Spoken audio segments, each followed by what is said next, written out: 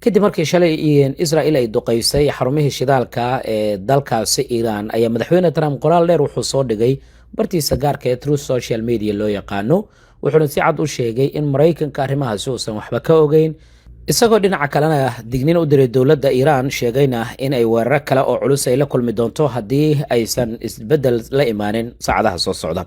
dhinaca kalena mid ka mid ah diyaaradaha dagaalka ee Mareykanka ee ugu casaysan ee loo yaqaan RQ-180 kana dhooman karta nidaam difaaceedka ayaa la arkay iyadoo si degdeg ah kaga dagaysa garoonka ciidamada cirka ee dowladda Greega. lama sheegin sababta rasmiga ee ka dambeysa, ma waxaa jirta cilad farsamo oo sababtay inay diyaaradan ay soo degto mise howlgal culus ayaa la qorsheynayaa. diyaaradan waa mid ka mid ah kuwa ugu muhiimsan ee ciidamada dowladda Mareykanka, waana mid ka mid ah diyaaradaha ugu casrisan kuwaasoo xogtooda xitaa aad loo qariyay laguna tilmaamay inay yihiin diyaaradaha awoodda badan ee Mareykanka ee jiilka 6aad.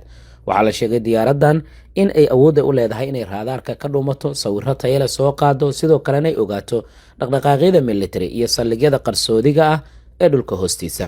waan arki doonaa waxyaabaha ka soo kordha. dowladda Iran ayaa meesha ka saartay hadal horey uga soo yeeray Mareykanka iyo Israel oo ah in la wiiqay awooddii gantaalada ee dowladda Iran, sidoo kalena la bartilmaamaysaday halkii ay Iran ay ka soo ridi jirtay gantaalada.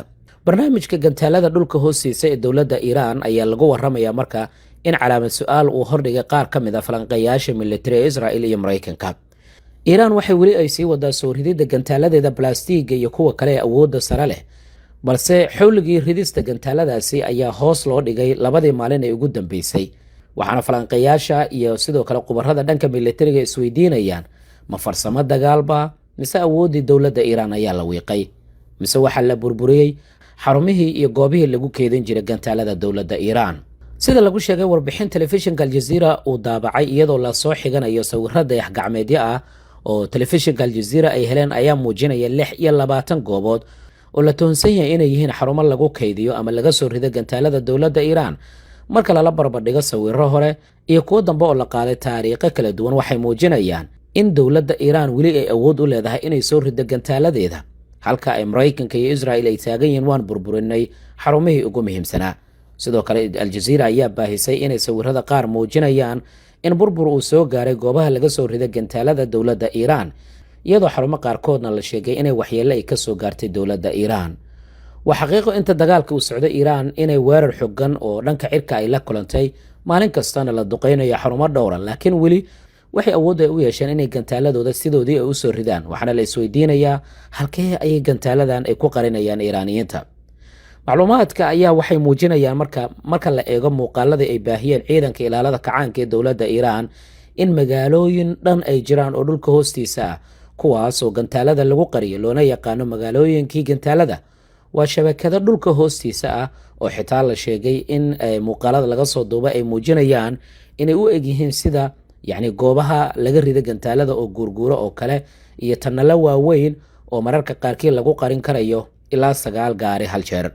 qiyaasaha waxay muujinayaan marka dowladda Iran in weli aysan waxyeello gaarin xarumahooda muhiimka ah, laakiin inta badan ay reer galbeedka ay buunbuuniyaan in waxyeello la gaarsiiyo xarumihii hubka ay ka soo ridi jirtay dowladda Iran. waxaana falanqeeyaashu ay taagan yihiin haddii dowladda Iran laga burburiyo xarumihii ugu muhiimsanaa ee gantaalada balastiga, maxay habeen kasta u soo ridayaan in ka badan 100 gantaal.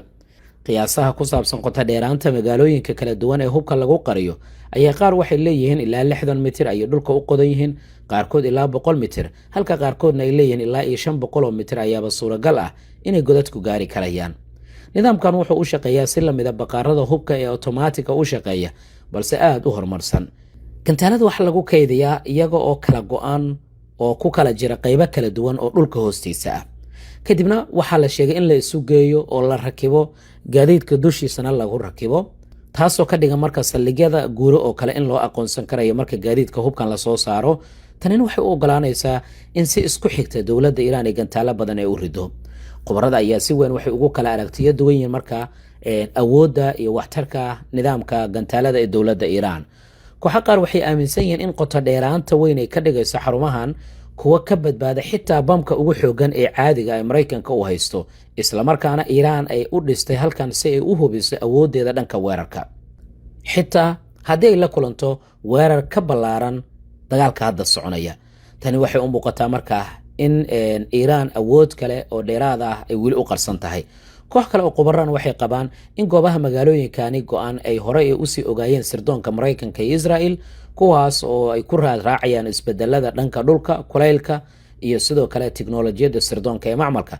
taasina u suuragelisay inay xarumo badan ay beegsadaan. laakiin waxaa la ogaaday in ilaa iminka Iiraan ay awood u leedahay inay kumanaan kale oo gantaale ay soo rido, sidoo kalena suuragal ay tahayba inay gantaale kale ay soo saarto inta dagaalka uu socdo, inkastoo xaaladu ay ku adag tahay. dhinaca kalena Israel ayaa qorsheynaysa markii ugu horeysay inay xaafado dhowr ah oo dalkaasi Lubnaan ka tirsan, gaar ahaan koonfurta, inay isku ballaariso oo deegaanadaasi ay xoog ku qabsato si la mid ah deegaanada daanta galbeed. laakiin arrintaasi waxaa ka hor yimid Xisbullah oo dagaal adag la galay saacadihii lasoo dhaafay Israel, sida ay warbaahinta Macaarif oo Israel laga leeyahay ay baahisay.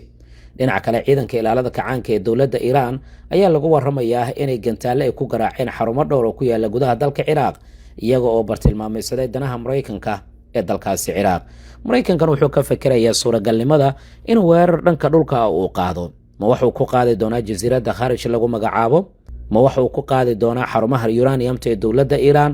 mise wuxuu ku qaadi doonaa xeebaha gacanka Hormuz? waa saddexda goobood ee la isleeyahay Maraykanku wuxuu qorsheynayaa inuu weerar uu ku qaado. ilaa 5,000 oo askari ayaana lagu waramaya suuragalnimada in la diyaarinayo. ma kula tahay inay ciidamadaasi awood u yeelan doonaan inay xarumahaasi ay gaaraan? aragtidaada nala wadaag, like sar muuqaalka la wadaag saaxiibadaada. waad mahadsan tahay.